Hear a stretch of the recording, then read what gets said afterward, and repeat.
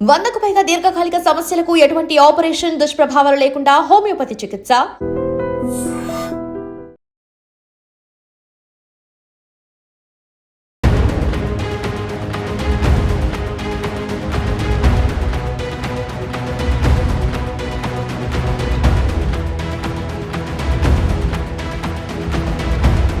గణేష్ నిమజ్జనాల సందర్భంగా జరుగుతున్నటువంటి కార్యక్రమాల్లో కొన్ని చోట్ల అపశృతి జరిగి విషాదకర ఘటనలుగా మారుతున్నాయి.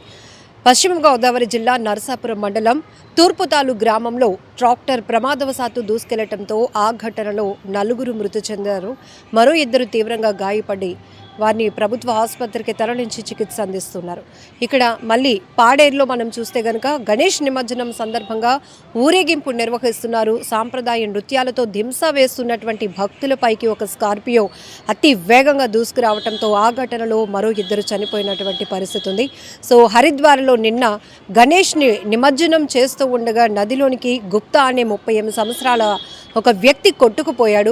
ఆ కొట్టుకుపోతున్నటువంటి వ్యక్తిని కాపాడాలి అంటూ అక్కడ ఉన్న వాళ్ళు ఎంత గట్టిగా అరుపులు వేసినా కూడా ఇమీడియట్గా రక్షించలేనటువంటి పరిస్థితి. తర్వాత వాళ్ళు SDRF బృందాలకు సమాచారం ఇవ్వడంతో వాళ్ళు అక్కడికి చేరుకున్నారు.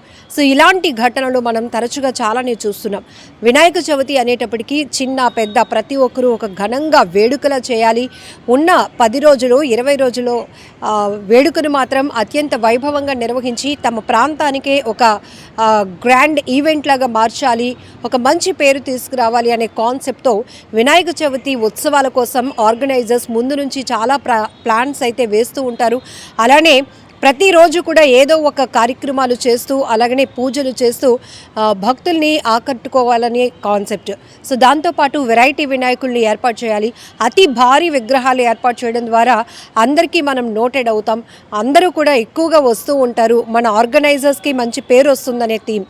సో ఇది గత కొన్ని సంవత్సరాలుగా మనం చూస్తే వినాయక చవితి వేడుకల్లో చాలా వరకు పోటీతత్వం పెరుగుతోంది. ఆర్గనైజర్లు కూడా ముందు ఒక స్పెషల్ థీమ్ని, ఒక స్పెషల్ కాన్సెప్ట్ మనం ఇంట్రడ్యూస్ చేస్తున్నాం, యూనిక్ థాట్తో వెళ్తున్నాం అనే ఉద్దేశంతోనే నిర్వాహకులు ఈ కార్యక్రమాలన్నీ చేస్తున్నారు. అయితే భారీ విగ్రహాలు నిమజ్జనం సందర్భంగా జరుగుతున్న ఊరేగింపుల్లో కూడా అనేక ప్రాంతాల్లో అపశృతులు జరుగుతున్నాయి.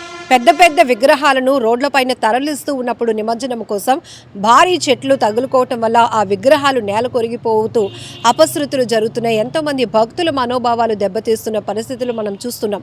మరికొన్ని చోట్ల విద్యుత్ తీగలు అంటే కరెంటు వైర్స్ అడ్డొస్తున్నాయని చెప్పి వాటిని లిఫ్ట్ చేస్తూ కొంతమంది కరెంటు షాక్ తగిలి చనిపోతున్నటువంటి పరిస్థితులు ఉన్నాయి. అలాగే ఈ నిమజ్జనం సందర్భంగా భారీ వాహనాలతో వెళ్తూ అలానే వినాయకుడి విగ్రహాన్ని తరలిస్తూ ఉన్నప్పుడు కూడా కరెంటు పోల్లు మీద పడుతున్నటువంటి పరిస్థితుల్లో కూడా కొంతమంది చనిపోతున్నారు. నదిలో, సముద్రాల్లో, అలానే ఎక్కడైనా డ్యామ్స్ ఉంటే అక్కడ ఇట్లాంటి పరిస్థితుల్లో చెరువుల్లో నిమజ్జనాలకు వెళ్తూ కూడా అక్కడ నిర్లక్ష్యం వల్ల కూడా కొంతమంది కొట్టుకుపోతూ ప్రాణాలు పోగొట్టుకుంటున్నటువంటి ఘటనలు చూస్తున్నాం.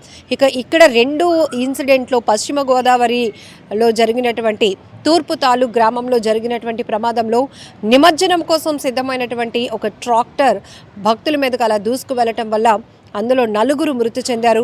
మరోవైపు పాడేరులో అయితే నిమజ్జనం సందర్భంగా మొత్తం అందరూ చాలా హుషారుగా ఊరేగింపుతో వెళ్తున్నటువంటి పరిస్థితుల్లో ఒక్కసారిగా అతి వేగంగా దూసుకొచ్చినటువంటి స్కార్పియో వాహనం భక్తుల్ని ఢీ కొట్టడంతో అక్కడ కూడా 2 మృతి చెందారు, 2 తీవ్రంగా గాయపడ్డారు.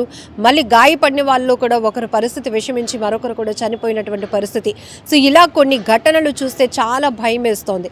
ఎందుకంటే గణేష్ మండపాలు అనేటప్పటికీ వాటితో చాలా కనెక్టింగ్గా ఉంటారు. ఎక్కువ శాతం చిన్నపిల్లలు చాలా ఎక్కువగా ఇష్టపడుతూ ఉంటారు. అలానే అక్కయ్యపాలెం, విశాఖ అక్కయ్యపాలెంలో కూడా 2 వర్గాల మధ్య జరిగినటువంటి ఘర్షణలో వినాయక చవితి మండపంలో పడుకున్నటువంటి 16 సంవత్సరాల అబ్బాయి పైన బలమైన ఒక రాడ్డు లాంటిది తీసుకొని తలపై గాయపరిచారు. సో ఆ అబ్బాయి ట్రీట్మెంట్ పొందుతున్నాడు, ఆ కుటుంబం వెలవెలలాడిపోతుంది. ఇలాంటివి మనం చాలా చూస్తున్నప్పుడు చాలా బాధేస్తోంది. ఎందుకంటే ఒక ఉత్సవం అనేది చాలా ఆహ్లాదకరమైన వాతావరణం వాతావరణంలో అందరి మధ్య ఒక ఫ్రెండ్లీ అట్మాస్ఫియర్ క్రియేట్ చేయాలి, హెల్దీ వాతావరణంలో జరగాలి. కానీ ఇలాంటి ఉత్సవాలు కూడా విషాదంగా మారిపోతూ ఉండటం మాత్రం చాలా బాధాకరమైన విషయం. ఇందులో ఎక్కువ శాతం నిర్లక్ష్యం కనపడుతోంది. సో గ్రూపుల మధ్య తగాదాల వల్ల ఒకరికొకరు గాయపరుచుకోవాలనుకోవడం, ఒకరిపైన ఒకరు దాడులకు పాల్పడుతూ ఉండటం. మరోవైపు అతి భారీ విగ్రహాలు పెట్టినప్పుడు మనం ఆ పాసిబిలిటీ కూడా చూసుకోవాలి. ఎందుకంటే మనం ఇక్కడి నుంచి ఎక్కడ నిమజ్జనం చేయాలనుకుంటాం, అక్కడికి వచ్చే వాళ్ళలో ఎంతమంది వస్తున్నారు, సేఫ్ అండ్ సెక్యూరిటీ ఏంటి, ఇట్లాంటివన్నీ కూడా చూడాల్సినటువంటి బాధ్యత కూడా నిర్వాహకులపై ఉంది. ఎందుకంటే అక్కడ ఈ ఘటనలు ఎక్కడ జరుగుతున్నాయని పక్కన పెడితే ఇక్కడ హైలైట్ అవుతున్నటువంటి పరిస్థితులు కూడా వినాయక చవితి ఉత్సవాల పరిస్థితి. సో ఇది చాలా బాధాకరమైన విషయం. ఎక్కువ శాతం మనం గణేష్ నిమజ్జనాల వల్ల అక్కడ జరిగినటువంటి అపశృతి వల్ల ప్రమాదాలు జరుగుతున్నాయి, ప్రాణాలు పోతున్నాయని చెప్తున్నప్పుడు ఇది వేరే రకమైనటువంటి భావాలు ప్రతి ఒక్కరికి కనెక్ట్ అయ్యే అవకాశం ఉంటుంది. కాబట్టి ఇప్పటికైనా ఆర్గనైజర్స్, ఎందుకంటే ఇంకా ఈ నెల 21వ తేదీ వరకు కూడా గణేష్ నిమజ్జన ఉత్సవాలు జరగబోతున్నాయి. కాబట్టి కొంతమంది 9 రోజులు, 11 రోజులు, 21 రోజుల వరకు కూడా ఉత్సవాలు నిర్వహిస్తున్నారు. కాబట్టి ఏవైతే విషాదకర ఘటనలు జరిగాయో వాటిని దృష్టిలో పెట్టుకొని అయినా మీరు జాగ్రత్తగా ఉండి, సో అంతమందిని అలౌ చేయకుండా కొంతమంది చాలా పద్ధతిగా వెళ్ళి ఆ వినాయక విగ్రహానికి ఇన్ని రోజుల పాటు ఎలా అయితే ఘనమైన పూజలు చేశారో అంతే జాగ్రత్తగా నిమజ్జన కార్యక్రమాన్ని కూడా ముగించుకొని వస్తే గనక అది అందరికీ చాలా మంచిది. ఆధ్యాత్మికంగానూ ఆహ్లాదకరమైనటువంటి పరిస్థితులు కూడా ఉంటాయి. కానీ ఇలా విషాదకర ఘటనలుగా మారి ప్రాణాలు పోగొట్టుకోవడం అనేది చాలా బాధాకరమైన విషయం.